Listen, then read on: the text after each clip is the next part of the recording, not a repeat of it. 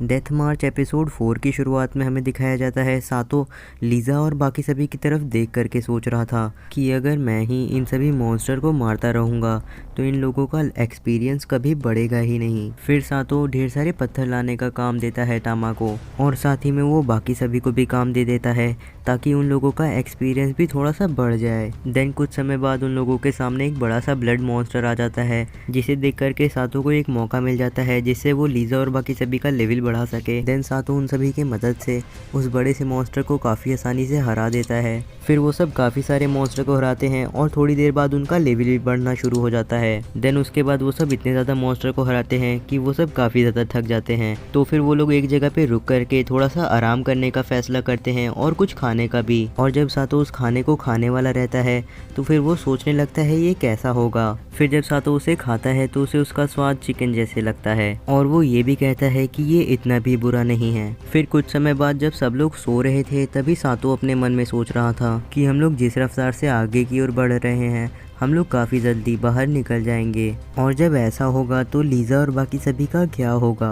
और इन्हीं सारी बातों के बारे में सोच करके सातो काफ़ी उदास है। देन उसके बाद जब वो सब आगे की ओर बढ़ रहे थे तभी उन लोगों को रास्ते में एक स्लाइम मिलता है। तो फिर सातो उसके ऊपर अपने फायर शॉट मैजिक का इस्तेमाल करता है लेकिन उस स्लाइम के ऊपर उसका कोई भी असर नहीं होता। फिर उसके बाद लीज़ा ट्राई करती है और उस स्लाइम के कोर को फोड़ते हुए कहती है स्लाइम को मारने का सबसे अच्छा तरीका है उसके कोर को फोड़ देना। और जैसे ही वो स्लाइम हार जाता है उसके कुछ समय बाद वहाँ पर एक अनडेड 40 लेवल बीस्ट आ जाता है और वो बीस्ट आते ही सातो के ऊपर हमला कर देता है लेकिन सातो को एक ट्रैप डोर दिख जाता है तो फिर वो अपने पैर से मार करके उस अनडेड बीस्ट को उस ट्रैप के अंदर फेंक देता है जो कि काफ़ी ज़्यादा गहरा था। फिर उस बीस्ट को ट्रैप में फेंकने के बाद सातो और बाकी सभी आगे की ओर बढ़ने लगते हैं। देन फिर कुछ समय बाद वो लोग एक कमरे के पास पहुँचते हैं जहाँ पे काफ़ी सारे लोगों को ट्रैप किया गया था। फिर सातो लीज़ा और बाकी सभी की मदद से उन सभी लोगों को फ्री करने लगता है और वहाँ पे काफ़ी सारे अमीर लोग भी थे क्योंकि उन्हें बचाने के लिए सातो को शुक्रिया भी कहते हैं। तो फिर सातो उन लोगों को अपना नाम भी बताता है। फिर उसके बाद वो आवाज़ सुनता है किसी के जोर से बोलने की। फिर जब वो पीछे देखता है तो एक लड़का पोची से बुरी तरीके से बात कर रहा था और उसका हथियार मांग रहा था लेकिन पोची उसे मना कर देती है अपना हथियार देने से। और सातो को उस लड़के के बारे में एक और बात याद आती है कि ये वही लड़का था जिसने कि पोची और टामा के साथ बुरी तरीके से बात की थी मार्केट के अंदर। और उसके लगातार बुरे बर्ताव को देखते हुए सातो पोची को वापस बुला लेता है और उस लड़के से कहता है हम लोग काफ़ी ज़्यादा बिजी हैं इसलिए हम लोग जा रहे हैं। ये सुन करके वो लड़का कहने लगता है आखिर तुम कहना क्या चाहती हो, यहाँ पे वापस आओ। लेकिन तभी जिन लोगों को सातो ने बचाया था उनमें से एक लोग जिसका नाम जिन बाल्टन है वो वहाँ पे आ जाता है और अपने फायर मैजिक से उस लड़के को डराते हुए कहता है अगर तुम चुप नहीं रहोगे तो तुम्हें दिक्कत हो सकती है। और जिन बाल्टन के डराने की वजह से वो लड़का चुप हो जाता है। फिर जब वहाँ के सारे लोगों को वो लोग बचा लेते हैं तो फिर सातो और बाकी सभी आगे की ओर बढ़ते हैं ताकि वो सभी जीना और बाकी सभी को बचा सकें। और फिर कुछ समय तक आगे बढ़ने के बाद वो लोग एक जगह पे पहुंच जाते हैं जहां पे मॉन्स्टर्स और डीमंस की फाइट हो रही थी। और यही सभी चीज़ें देखते हुए सातो लीज़ा और बाकी सभी को कहता है सबकी मदद करने के लिए। तो फिर वो लोग चली जाती हैं वहाँ पे। और वहीं दूसरी तरफ वो लड़का भी वहाँ पे पहुँच गया था और कह रहा था जब तक मेरे पास एक तलवार है तब तक मुझे किसी से डरने की ज़रूरत नहीं है। लेकिन तभी उसके सामने एक स्लाइम मॉन्स्टर आ जाता है और वो हारने लगता है। फिर उसे लगता है कि आज उसका काम वहीं पे ख़त्म होने वाला है। तभी पोची और टामा वहाँ पे आकर के उसे बचा लेते हैं। फिर हमें दिखाया जाता है सातो भी वहीं पे सभी मॉन्स्टर से लड़ रहा था। तभी वो पीछे देखता है कि जीना को मदद चाहिए क्योंकि उसे एक स्लाइम मॉन्स्टर पकड़ रखा है। तो फिर सातो बिना रुके सबसे पहले जाकर के जीना को बचा लेता है और जीना भी जाकर के उसे गले लगा करके कहती है मुझे तुम्हारी बहुत ही ज़्यादा चिंता हो रही थी। फिर तभी वहाँ पे प्रीस्टेस ओरना आती हैं और कहती हैं अभी अभी तुमने एक स्लाइम मॉन्स्टर को मारा और जैसा तुमने किया वैसा हम लोग भी करेंगे, तो क्या हम स्लाइम मॉन्स्टर को मार सकते हैं। तो फिर सातो प्रीस्टेस को सारी चीज़ें बता देता है स्लाइम के बारे में कि उनके कोर को फोड़ने के बाद वो लोग हार जाते हैं। देन फिर कुछ समय बाद जब सारे मॉन्स्टर हार जाते हैं तब वहाँ सातो के पास टामा और पोची आते हैं और जीना से छुपने लगते हैं। तो फिर सातो उन लोगों का नाम जीना को बता देता है। फिर वहाँ पे लीज़ा आती है और वो अपने बारे में जीना को बताती है और ये भी कहती है कि सातो ने उन लोगों की जान बचाई और जीना भी उन लोगों से मिलकर के काफ़ी खुश थी क्योंकि वो सभी सही थे। देन अगले सीन में वहाँ के सारे लोग मिलकर के दरवाज़ा खोलने की कोशिश कर रहे थे। तो फिर सातो वहाँ पे अपने मैप को खोलता है और देखने की कोशिश करता है कि यहाँ से निकलने की कोई और जगह है कि नहीं। और यहीं पे उसे पता चलता है कि यहाँ पे एक ट्रैप डोर है जो कि नीचे वाले अनडेड बीस्ट के ट्रैप से जुड़ा हुआ है। और वहीं दूसरी तरफ वहाँ पे कुछ लोगों को एक चेस्ट मिलती है।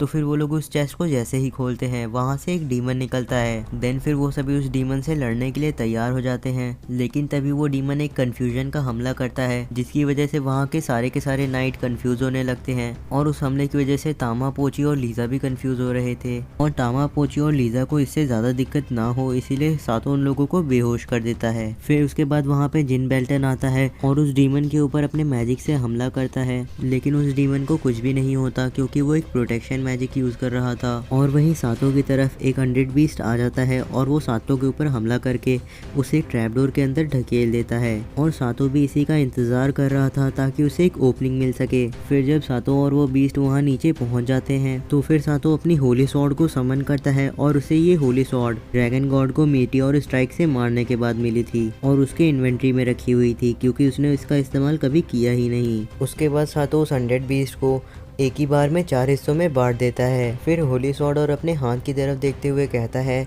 भले ही ये ब्लू कलर से चमक नहीं रही है लेकिन इसकी शार्पनेस काफ़ी ज़्यादा है। उसके बाद सातो अपने स्टोरेज के अंदर से एक मास्क और एक विग निकाल करके पहन लेता है ताकि उसे कोई पहचान ना पाए। और फिर उस जगह पे चला जाता है जहाँ पे सभी लोग लड़ रहे थे और वहाँ पे सातो एक छोटे से पत्थर की मदद से उस डीमन के ऊपर हमला करता है और उस डीमन को काफ़ी ज़्यादा डैमेज पड़ता है। फिर उसके बाद सभी नाइट से कहता है, अब तुम लोग आराम कर सकते हो, मैं यहाँ पे सभी चीज़ संभाल लूँगा। फिर सातो देखता है कि लीजा और बाकी सभी को होश आ गया है और उसे इस बात का भी ध्यान रखना होगा कि वो लोग उसे ना पहचाने। और वहीं दूसरी तरफ डीमन सातो से कह रहा था, आखिर तुम हो कौन और आखिर तुम इतने ताकतवर क्यों हो। लेकिन इससे पहले कि डीमन की बात ख़त्म हो, सातो एक और पत्थर डीमन की तरफ फेंकता है जिसकी वजह से डीमन की हालत ही ख़राब हो जाती है। और इससे पहले कि डीमन वहाँ पे हार जाए वो एक मैजिक सर्कल बनाता है और उस मैजिक सर्कल में से एक डीमन लॉर्ड निकलता है। और वहाँ पे जो छोटा डीमन था वो कहने लगता है,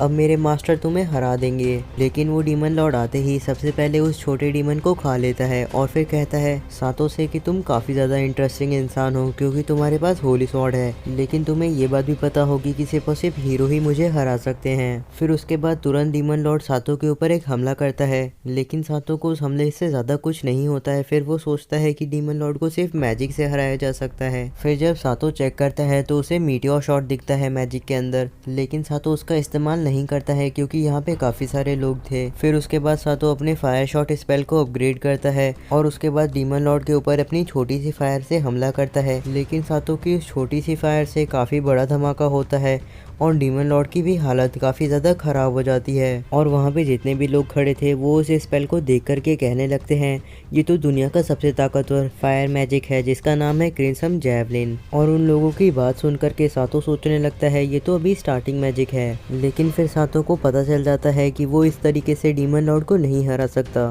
फिर वो अपने स्टोरेज से अपने वेपन्स को चेंज करता है और डीमन लॉर्ड के ऊपर वापस से फायर मैजिक से हमला करता है। और साथ ही में सातो इस बार होली सॉर्ड की जगह कोई और सॉर्ड यूज कर रहा था।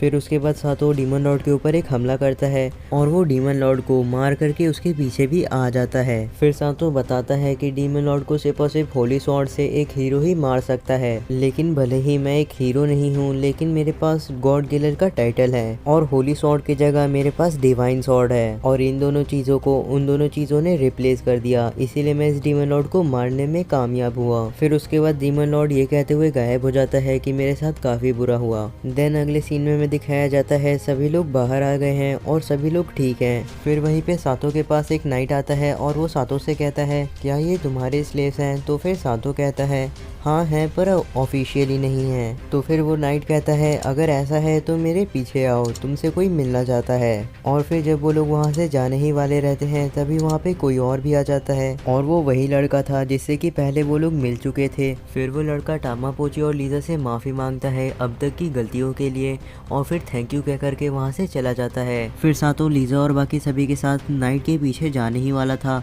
तभी वहाँ पे जीना आ जाती है और उसे गले लगा करके कहने लगती है कि जब तुम उस अनडेड बीस्ट के साथ उस ट्रैप के अंदर गिरे थे उसके बाद मैं काफ़ी ज़्यादा चिंता कर रही थी तुम्हारी। फिर उसके बाद सातो अपने सारे के सारे टाइटल्स को चेक करने लगता है और कहता है ये मेरा सबसे अच्छा टाइटल है जो कि हीरो का है। देन अगले सीन में सातो, लीजा और बाकी सभी एक ही स्लेव ट्रेडर के पास पहुंच गए थे और वो स्लेव ट्रेडर वही था जिसे कि सातो ने बचाया था। फिर वो ट्रेडर सातो को ऑफिशियली लीजा टामा और पोची की ओनरशिप दे देता है और उसकी ये बात सुन करके वो तीनों काफ़ी खुश हो जाती हैं और वो स्लेव ट्रेडर सातो को ये भी कहता है आज यहाँ पे और भी स्लेव्स हैं, तो फिर इसीलिए मैं चाहूँगा कि तुम उन्हें भी एक बार देख लो। लेकिन फिर सातो कहने लगता है मुझे लगता है उसकी कोई ज़रूरत नहीं है। लेकिन तभी तक में वहाँ पे से एक स्लेव आ जाती है जिसका नाम लूलू था और वो अपने बारे में सातो को बताती है। तभी फिर वहाँ पे दूसरी स्लेव भी आती है और वो अपना नाम आरिसा बताती है और ये भी कहती है सातो सामा मैं आपकी हूँ। और फिर एपिसोड के लास्ट में आरिसा की बात सुन करके